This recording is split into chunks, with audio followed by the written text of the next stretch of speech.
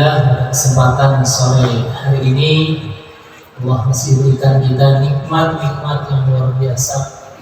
Nikmat salat berjamaah, nikmat bisa duduk di majelis ilmu, nikmat bisa bersama berkumpul dengan orang-orang yang satu frekuensi, satu tujuan, harapan, yaitu mengharap ridho dari Allah Subhanahu wa Ta'ala dan menjadi penghuni surga Allah Subhanahu wa Ta'ala. Mudah-mudahan istiqomahan kita dalam menuntut ilmu pada sejatinya salah satu cara agar kita punya jalan cepat menuju surga adalah dengan menuntut ilmu. Semoga Allah kuatkan langkah kebijakan kita semua untuk senantiasa mencintai ilmu agama Allah Subhanahu wa Ta'ala dan masuk kategori golongan yang memperoleh surga yang kelak. Amin ya rabbal alamin.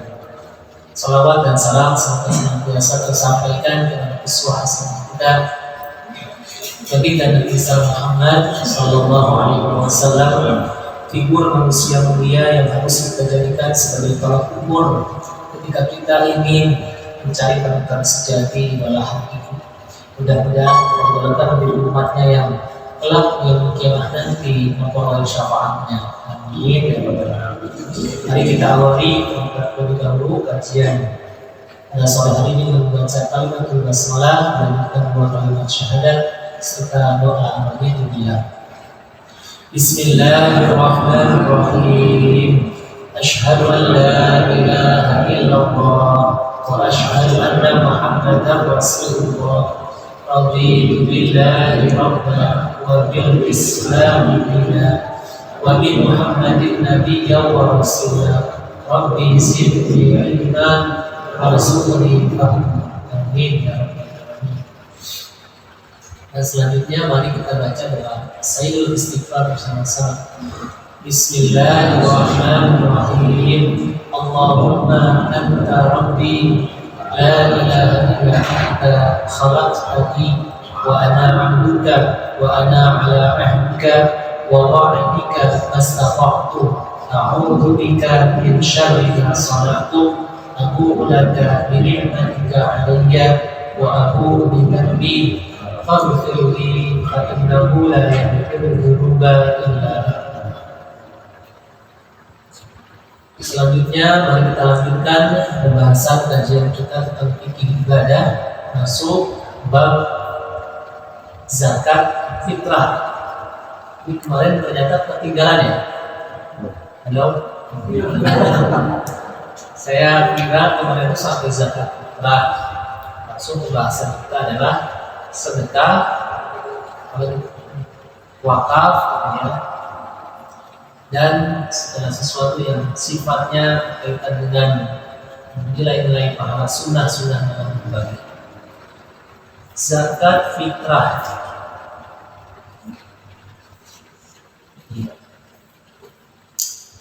Salah satu rukun Islam yang 5 yaitu membayar zakat. Maka zakat ini tidak bisa dipisahkan dengan yang namanya sholat. Wa aqimus shalah wa atuz zakah, pasti selalu bersanding. Selalu bersanding karena apa? Rukun dalam agama kita, dalam Islam. Pernah ketika sahabat Abu Bakar Siddiq didatangi oleh kaum muslim yang ketika itu mengajukan syarat ataupun permintaan, mereka masih tetap akan melaksanakan sholat tapi tidak mau membayar zakat di kekhalifahan Abu Bakar Siddiq. Ketika itu Abu Bakar Siddiq tetap menyatakan ketegasan bahwa zakat, sholat satu kesatuan ataupun bersamaan yang selalu bersanding, maka tidak bisa dipisahkan.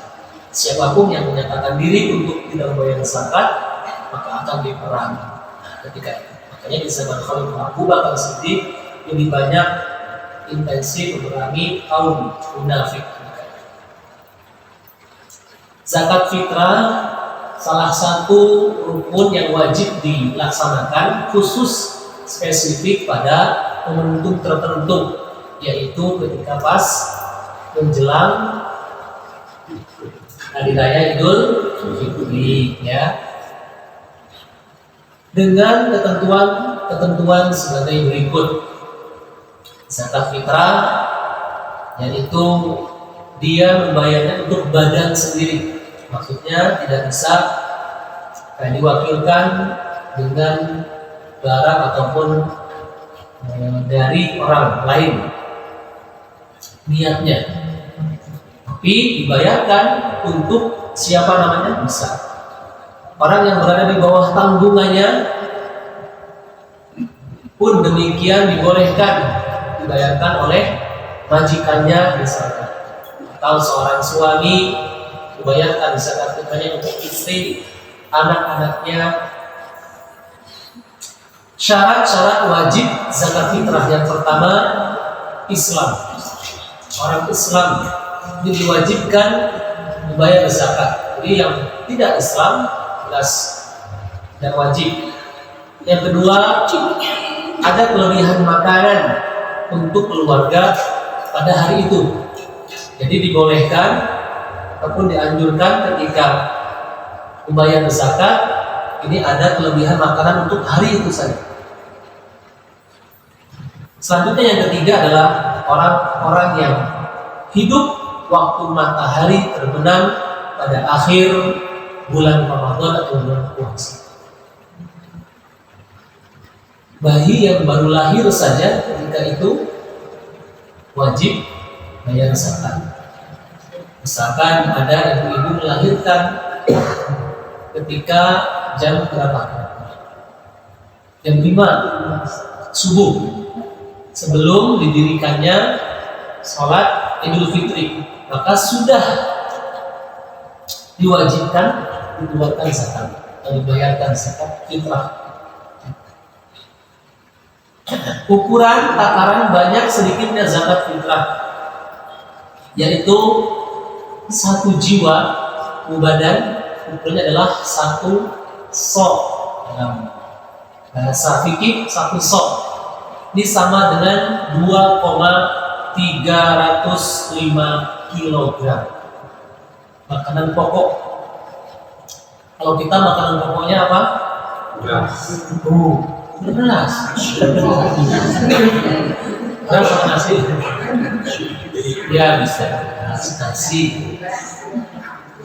Jagung bisa, apalagi gandum, kurma, singkong bisa. Kemudian ya sesuai masing-masing negara atau negeri berbeda. Ini makanan pokok kita sehari-hari, ya. Nggak bisa kita makannya nasi dari beras, tapi kita zakatnya menggunakan pakai jagung, nggak bisa. Di wilayah mana di Indonesia yang pakai jagung? NTT, Jawa, nasi jagung. Atau di mana itu di paling ujung timur Papua, kalau ada Muslim itu apa namanya, sagu ya? Sagu itu bisa.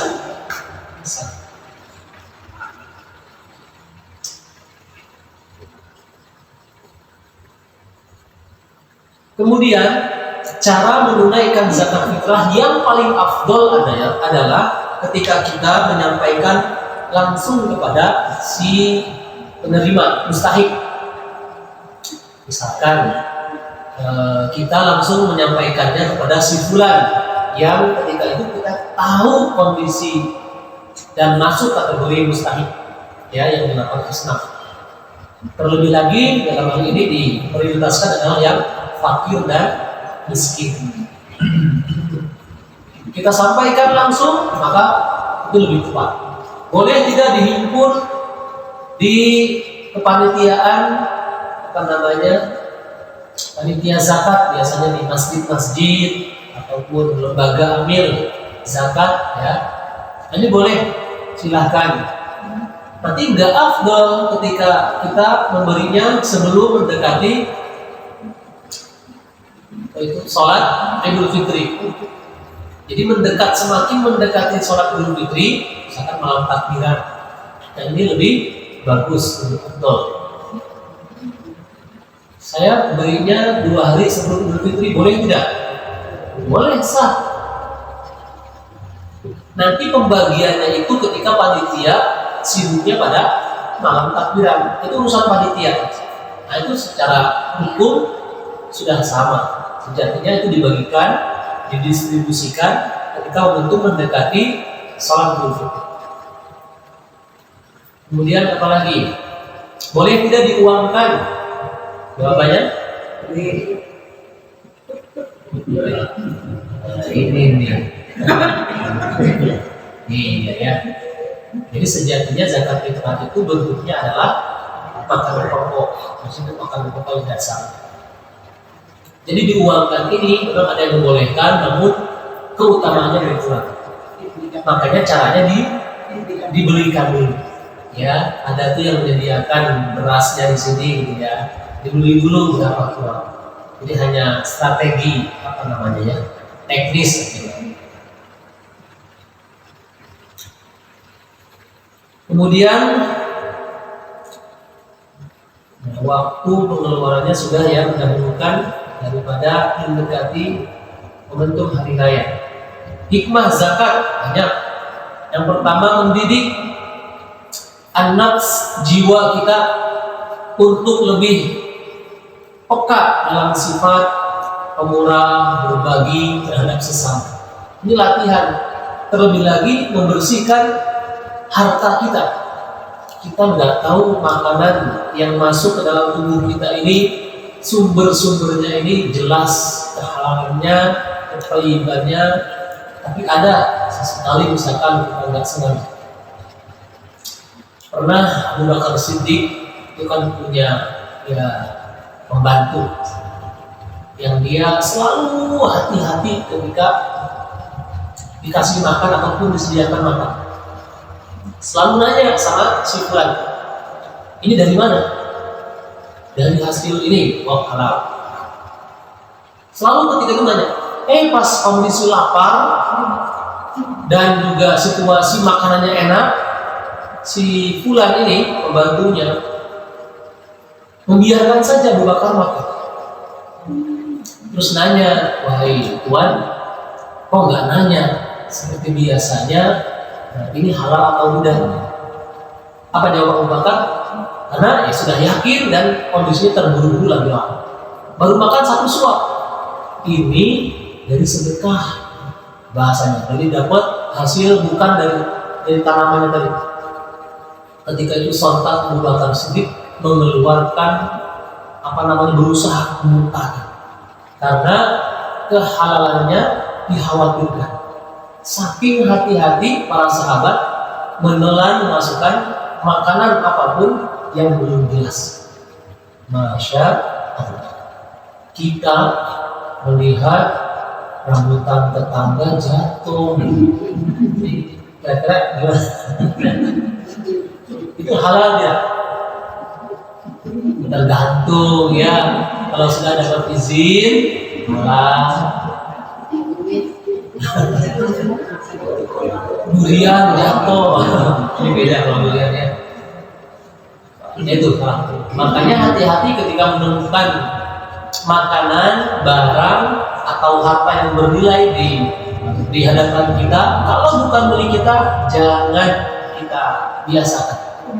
Ya, karena itu masuk barang yang secara hukum syubhat. Syubhat ini apa? Belum jelas halal dan haramnya. Ini masih ada remeng-remeng. Nah ini bahaya. Di rumah kita atau ya secara di rumah ada barang syubhat. Misalkan anak kita main-mainan, ternyata ini punya siapa nggak tahu, boleh nemu. Wah ini orang tua harus jeli. Nah ini kamu dapat dari mana? Kayaknya bapak belum pernah belikan barang ini. Dia harus tunjukkan. Ini nemu tadi di jalan. Biasakan kasih tahu. Jangan diambil. Tapi ini punya teman segera balikan. Besok sekolah bawa ya, berangkat sambil balikan pakaian ketika. Ini penting buat kita memilah dan memilih mana yang sudah jelas kehalalannya untuk kita gunakan atau kita makan dalam lingkup keluarga kita. Ternyata sejauh itu para ulama memperhatikan. Bahkan bukan hanya soal makanan, menghargai ilmu, menghargai Al-Quran. Para ulama, Masya Allah, pernah suatu ketika Imam Malik bin Anas didatangi tamu rumahnya, padahal pakaiannya biasa saja, gak ketahuan kalau dia orang alim, dia seorang yang haus ilmu, gak kelihatan. Ketika itu Imam Malik menggunakan pakaian pun biasa saja, kaosan lah kalau itu. Ketika ditanya, wahai fulan, ada keperluan apa bertamu? Wahai Imam, saya pengen mendengar nasihat-nasihat dari lisan jenengan, kalau bahasa saya, tentang Al-Quran dan As-Sunnah. Ketika itu hanya dapat omongan seperti ini, Imam Malik langsung izin. Oh itu, nih sebentar ya, balik masuk kamarnya, langsung menggunakan pakaian terbaik dan menggunakan pak. Hanya untuk menyampaikan Al-Quran dan hadis. Saking menghargainya Al-Quran dan hadis atau ilmu agama. Masya Allah. Makanya diutamakan ketika kita duduk di majelis ilmu, sholat, pilih pakaian yang terbaik. Itulah kenapa ada pendapat-pendapat yang ketika kita sholat menggunakan kaos, apalagi yang ada gambar makhluk, nah ini kan juga maksudnya nggak boleh. Dan misalkan gambar singa, gambar apa, kecuali dalam kondisi yang mutlak. Jadi utamakan kita pilih. Nah, seperti yang terlihat sekarang, sarungnya pun wah mereknya bagus-bagus saya. Tapi saya lihat pasti nama mereknya di belakang. Coba dicek. Kalau bisa mereknya itu jangan dipamerkan. Kenapa? Ya bukan hanya ria, ya, tapi dikhawatirkan mengganggu konsentrasi jamaah yang ada di belakang karena melihat tulisan. Ya, terserah apalah. Ya, apa saja. Nah kembali, hikmah berikutnya adalah membersihkan jiwa. Tentu ini seperti kita punya makanan buah, beli buah, kita nggak akan mau makan sebelum kita bersihkan terlebih dahulu. Ya seperti itulah makanan kita, nggak akan kita langsung makan sebelum kita tahu higienis apa tidak. Seperti itu. Begitupun jiwa, selain harta, jiwa kita bersihkan dengan cara membayar zakat fitrah. Selanjutnya menolong penghidupan fakir miskin, berbagi sesama. Ini penting buat kita memperhatikan. Coba renungkan Nabi kita, Nabi Sallallahu Alaihi Wasallam itu kalau berdoa pasti diijabah tidak? Pasti ya, iya. Pasti kalau Rasul itu berdoa sama Allah langsung pasti bisa diijabah. Tapi lihat kondisi kehidupan beliau jauh dari yang namanya bermegah-megah. Jauh dari yang namanya minta dunianya itu dimiliki, jauh dari sifat yang hidup mewah, dianggap wah dan sebagainya. Bahkan kalau Bapak Ibu umroh, nampak tilas coba ya bekas rumah Nabi. Sekarang jadi apa? Oh, yang jadi perpus itu loh. Nah kan, Masya Allah. Atau bahkan rumah atau kamar Nabi yang sekarang ini kita jadi makam. Ya Allah, itu jauh di Madinah. Ya Allah, jauh daripada megah. Kenapa? Karena Nabi SAW memperhatikan bagaimana kondisi umatnya yang kelaparan, kesusahan. Jadi tidak menggunakan memanfaatkan doa yang mustajab, ya. Minta gunung untuk dijadikan emas buatnya, atau pasir dijadikan butiran-butiran intan berlian baginya, tidak. Karena Nabi memperhatikan umatnya yang bahasanya ya di bawah ekonomi yang rendah ataupun yang miskin, fakir. Selanjutnya yang keempat, menjaga hubungan baik sosial bihamdulillah nas, ya, persahabatan, keamanan, keluargaan, persaudaraan, tetangga, dalam umat. Menjaga timbulnya rasa dengki dan iri, ini hikmah dari kita membayar zakat. Kita melihat harta tetangga kita lebih banyak, nah, kita jangan iri karena belum tentu dia itu rajin mengeluarkan zakat. Apalagi dititipi harta yang banyak, itu harus kita sibuk memprioritaskan kita mengeluarkan zakat. Itu kalau yang urusan harta. Kemudian menjaga untuk menegakkan hidup dan memuliakan agama. Jadi hidup dengan menegakkan memuliakan agama salah satunya dengan zakat. Makanya andai ya zakat itu benar-benar dioptimalkan secara maksimal di negara kita, yakin kita ini gak akan ada yang namanya hidup miskin. Coba renungkan, andai saja, karena ini pernah terjadi di zaman Khalifah Umar bin Abdul Aziz, cicitnya Umar bin Khattab. Jadi pernah dioptimalkan secara benar-benar masif dan terstruktur sehingga Baitul Mal ketika itu sangat-sangat kewalahan untuk membagikan harta zakat. Hanya beda mentalnya ketika itu, mental benar-benar masyarakat yang bermental merasa cukup. Jadi kalau sudah dikasih pesangon ataupun ditambah buat apa gitu ya, karena dia mustahik, ketika sudah cukup mereka menolak, tidak mau nerima lagi. Sampai dicari orang miskin, udah nggak ada orang miskin, dicari orang yang apa misalnya masih muda, disuruh nikah, dicarikan pasangan gratis, itu terjadi sampai betul-betul optimal. Masya Allah. Nah ini kalau terjadi di setiap suatu negeri dimanapun pasti akan terjadi kemaslahatan yang sangat besar hanya dengan mengoptimalkan zakat. Selanjutnya yang terakhir adalah merupakan jalan ke arah pada keadilan.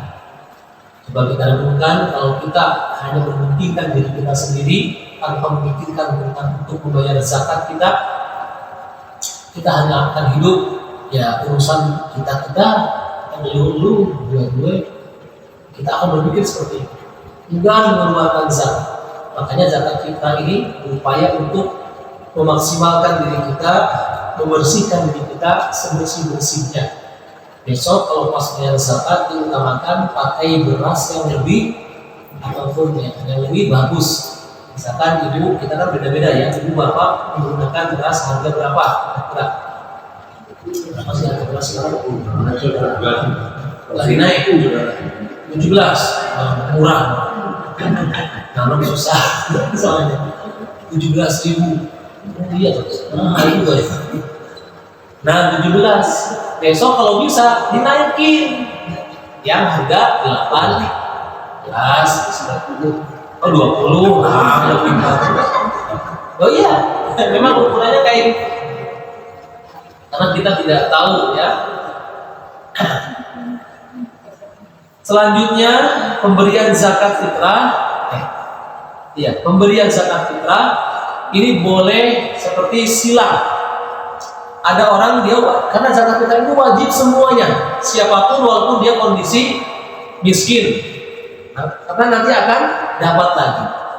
Jadi fitrah ini tidak spesifik hanya orang yang punya saja. Jadi harus kita optimalkan dia punya.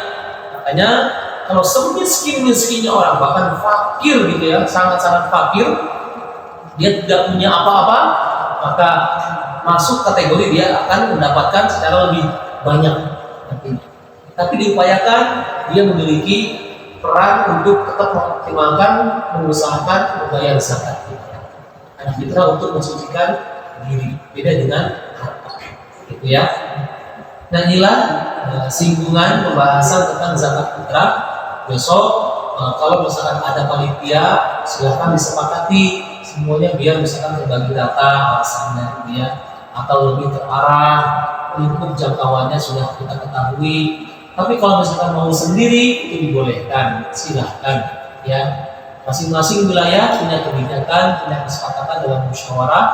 Monggo itu tidak menjadi aturan yang harus seperti A, seperti B. Silakan studi bandinglah ke tetangga kampung oleh misalnya. Coba kita kembangkan dengan sesi tanya jawab. Silakan kira-kira ada yang mau lebih gagas terkait ini. Sampai duluan boleh. Biasanya Pak Syawan, Ibu, belum ada. Nah, Ibu persilakan. Waalaikumsalam warahmatullahi wabarakatuh. Tadi dianjurkan semua orang yang punya ataupun yang tidak punya. Terus kalau bagi yang orang miskin atau seperti fakir itu diupayakan.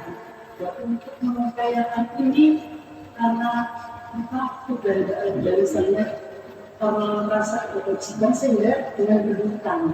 Itu bagaimana? Terima kasih. Waalaikumsalam. Tidak diperkenankan bayar zakat dari hasil hutang. Kalau memang dia fakir, dia fakir gitu ya, maka yang wajib itu adalah yang menanggungnya, saudaranya, keluarganya, ya. Kecuali orang yang tidak punya keluarga sama sekali. Dia misalkan, mohon maaf ya, misalkan orang asing, tinggal sendiri, tunawisma, tidak punya sanak saudara dan sebagainya. Kalau masih punya sanak saudara, maka saudaranya yang diwajibkan. Kakaknya, adiknya lah menjadi tanggungan, wanita jadi tanggungan buat dari laki-laki. Majikannya bisa. Jadi pihak saudara, keluarga ini punya kewajiban. Seperti suami, dia menanggung istri dan anak-anaknya, pembantunya. Maka dibayarkan oleh satu orang cukup. Nah, jadi kalau orang fakir, tergantung dia punya afiliasi terhadap keluarga siapa nih, misalkan itu ya, maka dikeluarkanlah zakat. Seperti itu. Jadi tidak dibolehkan kalau memang dari hasil hutang, ya, karena tidak masuk kategori bayar pakai hutang. Begitu itu. Ada lagi kira-kira? Monggo Ibu siapa? Gak ada, berarti cukup.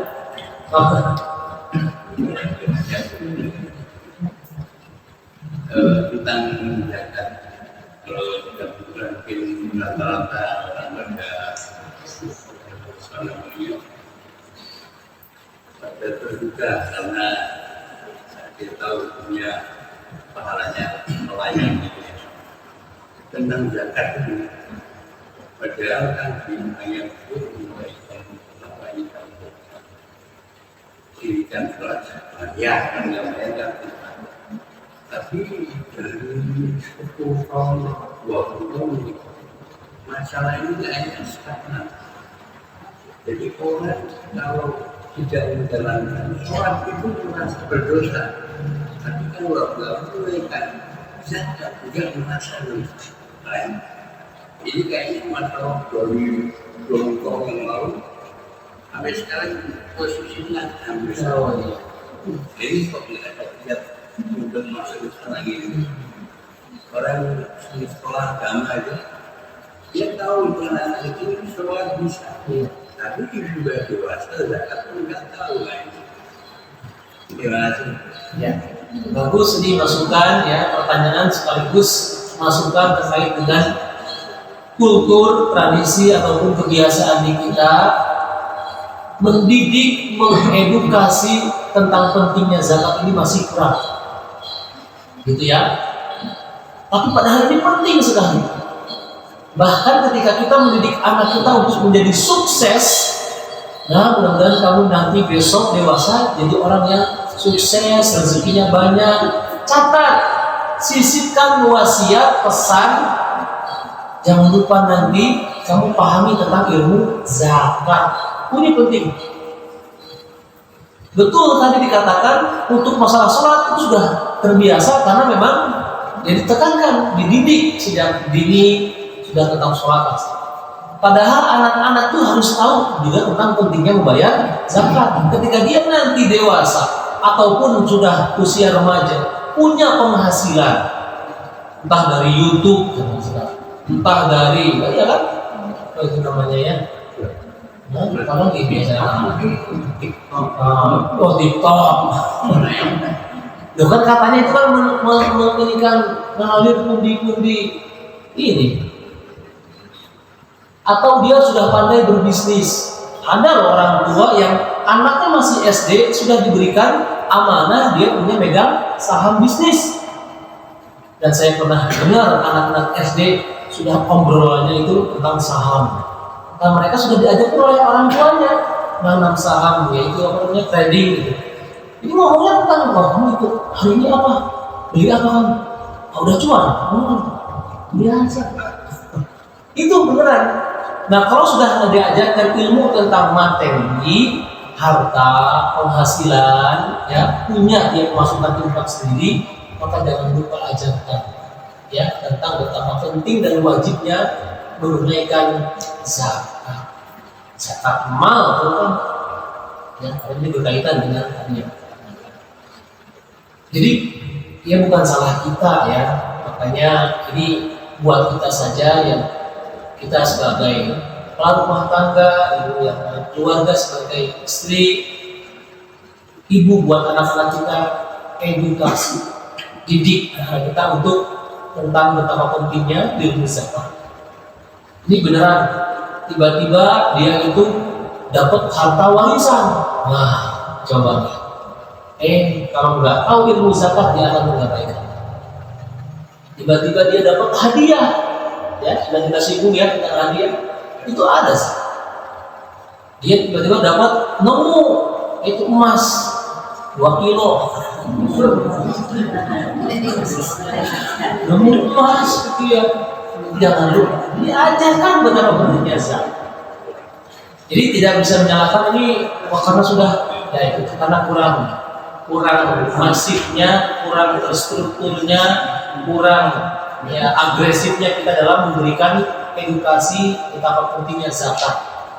Saya dalam waktu dekat ini digaet oleh lembaga penghimpun zakat dengan ya saya ceramah kemana, tapi tim mereka itu sudah menjelaskan, ayo ini juga salah satu dengan cara apapun, karena masalah zakat harta sedekah itu bukan nungguin, harus diambil, harus dijemput bahasanya. Makanya para amil itu memiliki bagian urusan zakat itu amil ya dapat bagian bukan korupsi, karena zakat itu sedekah saja bukan ditunggu. Ayo yang mau sedekah, ayo yang mau zakat, bukan. Tapi didatengin, sudah belum bayar zakatnya, kantor kami di sana, datengin door to door. Itu bukan malak, bukan nodong. Itu mengingatkan. Makanya kalau bisa, entah namanya volunteer, entah namanya tim penjemput zakat, itu harus banyak. Harus banyak. Jadi dijemput datang ke rumahnya, tanyakan sudah mengeluarkan zakatnya belum Pak, itu bagus.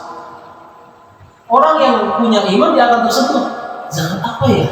Ya zakat mal, bapak punya dan sebagainya. Oh harus keluar ya? Iya. Islam mengatakan akhirnya dia diskusi di rumah tersebut. Dihitung. Oh jatuhnya sekian bapak per tahunnya zakatnya harus sekian. Kalau ada aset lain dan ini nanti gue. Nanti orang yang dia berafiliasi di dunia zakat akan tahu dan harus tahu rumus tentang pengeluaran zakat. Petani pun sama. Zakat apa namanya itu pertanian, peternakan sudah kita bahas. Itu harus diedukasi masyarakat. Makanya salah satunya dengan kajian kita ini. Ya mungkin yang tahu kan hanya ya saat ini yang datang. Tapi untuk pelaksanaannya, betapa pentingnya kita untuk langsung menjemput ya, layanan jemputan zakat kan sudah mulai lah.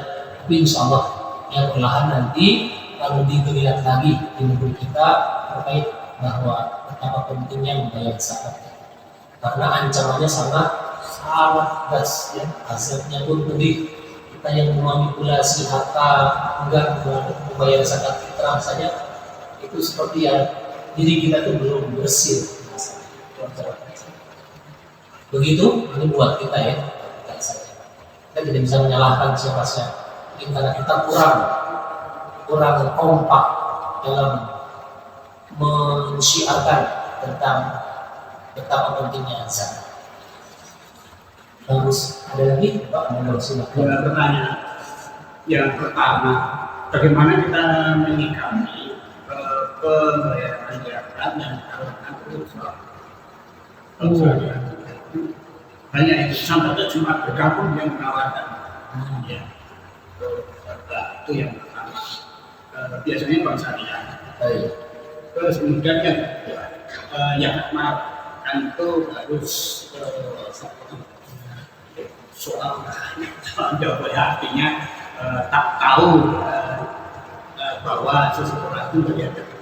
Boleh nggak itu diberikan pada kerabat yang masuk ke golongan fakir atau miskin, tapi dia tidak menjadi anaknya, cuma dia tahu pamannya ahli ipar, kemudian sepupu dan seterusnya yang punya bukan tanah. Boleh nggak ya Baik, terima kasih. Yang pertama, tawaran zakat dari bank syariah boleh, sah-sah saja ya, kalau kita setuju sepakat. Itu kan syariah ya. Karena kalau selain itu tidak bisa dicampur adukan ya, hak dan batin aja. Kemudian kalau nggak yakin, nggak mantap dengan yang perbankan ataupun syariah ya, kita ambil yang lebih jelas ya, kredibel ataupun secara hukum Islam dan ketentuan di negara kita sudah disahkan. Dalam hal ini misalkan Badan Amil Zakat Bas ya, Aulas Lembaga Amil Zakat dan itu. Kemudian apa namanya yang kedua zakat mal diberikan untuk saudara. Mal lebih diutamakan. Kita tahu saudara kita yang terdekat, zawil kurba dulu, dicari yang lebih terdekat kita. Terdekat di sini bisa terdekat dalam teks jarak di rumah kita, tetangga. Tetapi kita lebih tahu keluarga, kita lebih membutuhkan. Nah, keluarga boleh sampaikan dan kita bicarakan bahwa ini uang zakat, harus jelas akadnya. Zakat mal boleh, tidak ada ketentuan harus yang dekat secara ini orang-orang ini enggak. Dekat di sini bisa dikatakan orang yang terdekat dalam lingkup silsilah keluarga itu lebih utama. Kemudian dekat dalam arti jarak. Kita rumah kita di sini misalkan kita optimalkan ya yang terdekat kita dulu. Jangan kita memikirkan yang lebih jauh. Jadi masing-masing makna dari zawil kurba di sini adalah bisa secara dekat keluarga, adik, akak, ipar dan sebagainya itu lebih didahulukan, baru jarak secara teritorial di rumah kita. Seperti itu masuk kepada zawil kurba. Begitu, Bapak. Ada lagi, ibu-ibu, kira-kira? Ini masih ada 3 menit. Oh, iya. Silakan. Ini besok kan kita sudah masuk Ramadan, ya, beberapa hari lagi nih, 2 minggu lagi ada, kurang lebih 2 minggu lagi. Itu persiapkan. Kalau zakat fitrah itu sendiri ya, zakat mal pun boleh kita sampaikan tuh di lembaga amil zakat atau di panitia, zakat mal saya sekian, boleh silakan. Karena ini harus terus diingatkan. Orang kalau sudah lalai, senang dengan menikmati harta tanpa berpikir tentang orang lain, akan dilalaikan. Makanya zakat itu harus terus diingatkan. Seperti ibadah-ibadah lainnya, haji. Kalau nggak terus diingatkan, kita nggak akan yang mampu. Masih gitu.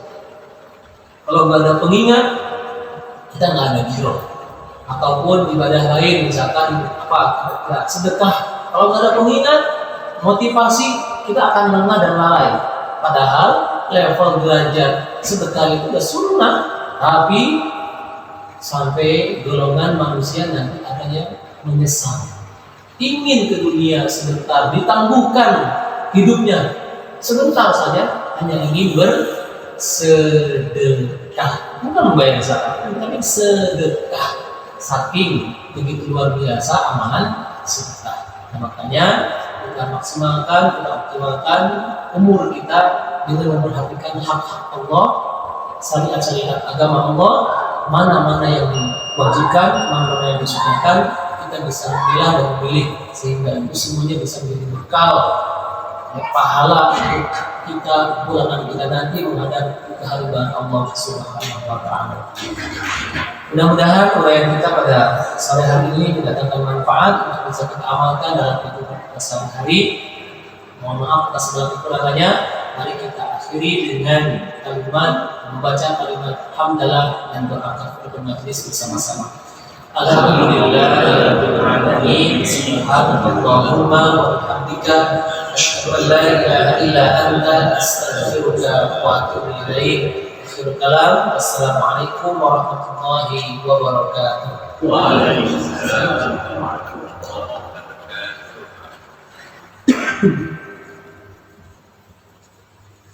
Besok sudah masuk ke Ramadan dulu. Belum, masih ada satu. Dua kan? Masih dua.